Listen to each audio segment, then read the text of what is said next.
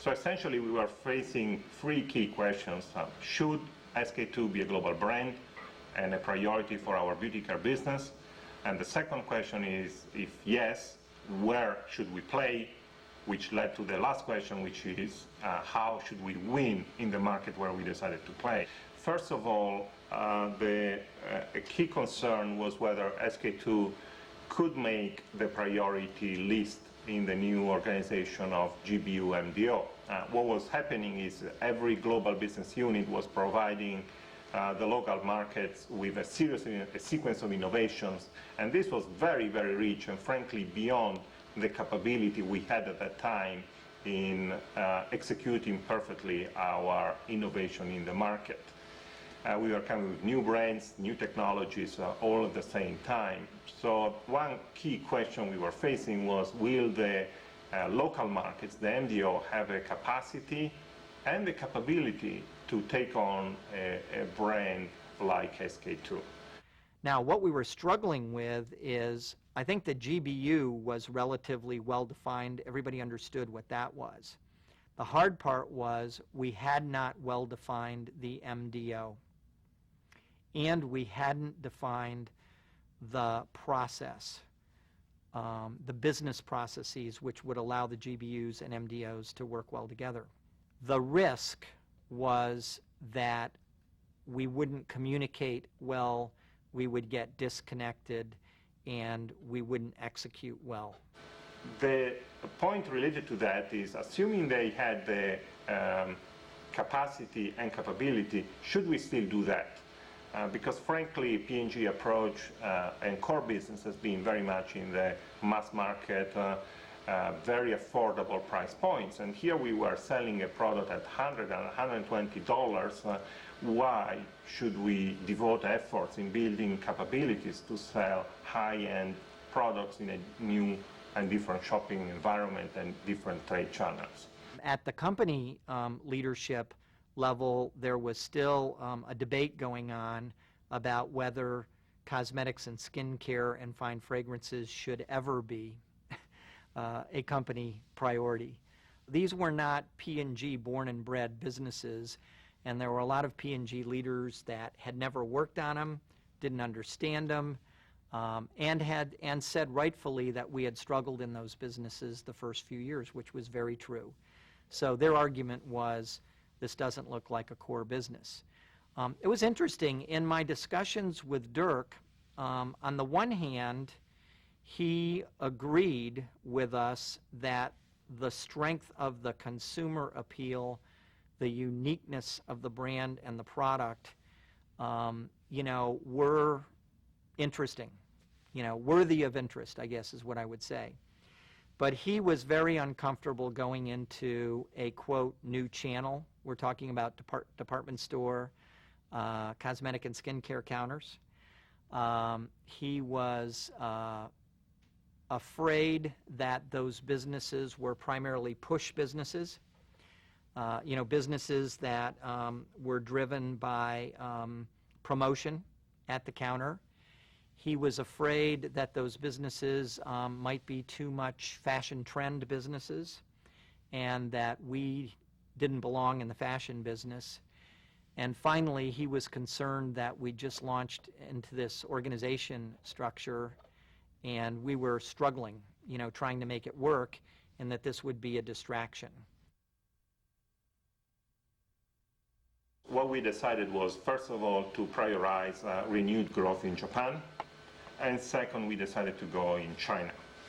We felt that this decision was right at that time, first of all, because Japan had plenty of opportunities in the product range and in terms of building further loyalty in the consumers. So we got an increasing number of consumers that was buying more than $1,000 a year of our SK2 product in Japan. Just for perspective, we have about 100,000 of those, which means that $100 million of our sales go through only 100,000 consumers. And think about the kind of relationship and service you can provide to these consumers. So that was the story in Japan. In terms of China, we went with a very prudent approach. We opened a few counters in China and in Shanghai, and a few counters in Beijing. And we were frankly surprised by the reaction that the Chinese consumer had to our product. There was clearly more spendable income than we were thinking in those markets.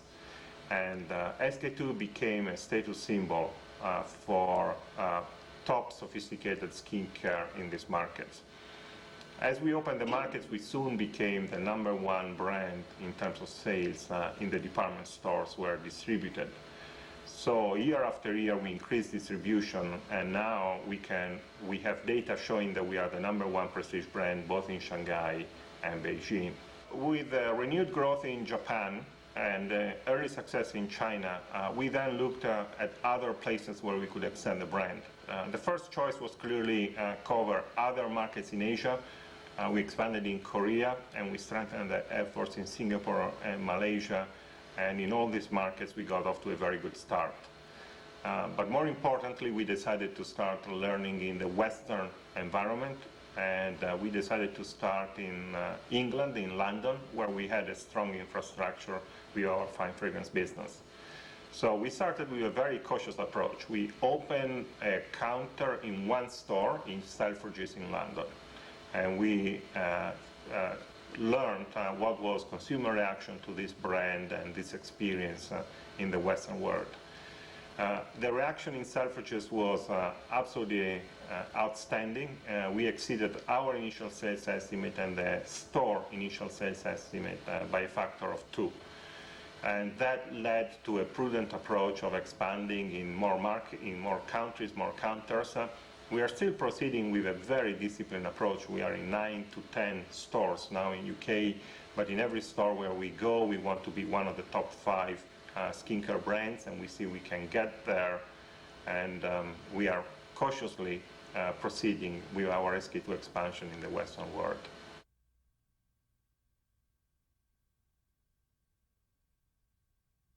We were a company that had operated for 160 plus years in a country or regional profit center organization, and we were shifting to a company that was going to operate on a global business unit or profit center basis, and then go to market as one company in a country or regional market development operation, and then support both those business units with a worldwide global business shared service operation. It was an ambitious set of changes. A simple metaphor I've used before and others have used is we sort of built a house, but we didn't have all the plumbing and wiring together when we opened the house and moved in. And we spent a lot of time with the business leadership involved, working through common work processes, working through roles and responsibilities, working through all of the details that you have to work through so you can really execute with excellence together.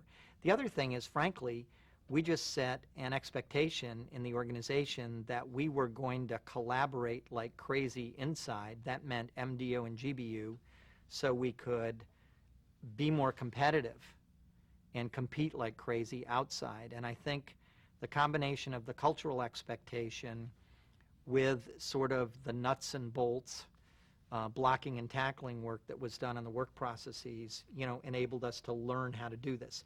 The other thing is, Chris, a lot of this is learning, right? It's repetitions. And the first few times you don't get it right, and you learn from what you didn't get right, you improve the system, and you go back and you get it righter. And this last year we've had a phenomenal success rate with our new item initiatives. I hope we can sustain it. And I think one of the reasons we've had a high success rate is because of the way we're organized. To get great innovation, I think you need to have one or two at least of 3 things going on. One, you need to be innovating where the consumer is the most demanding and the most discriminating. One reason Dirk and I always loved Japan is Japanese women are incredibly demanding, they're incredibly discriminating, They want the best products. They notice and appreciate product differences, and they're willing to pay for them.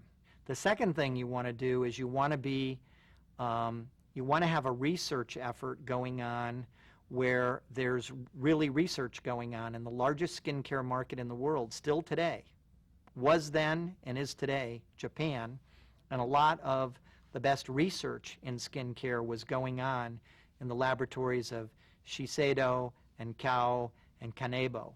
So we set up a research unit in the Kobe Technical Center in Japan, and it was a really important investment.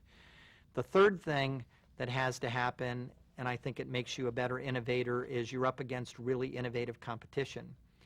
And I would argue if you're in the cosmetics and skincare business, you better be in Paris and you better be in Tokyo. And frankly, we cut our teeth on very good competition from Clé de Peau and Shiseido, and that made us better when we moved out of Japan. What we've done is we have distributed our innovation capability in several of our GBUs. So for example, in beauty care, we have research centers in Western Europe and in Japan, as well as in North America.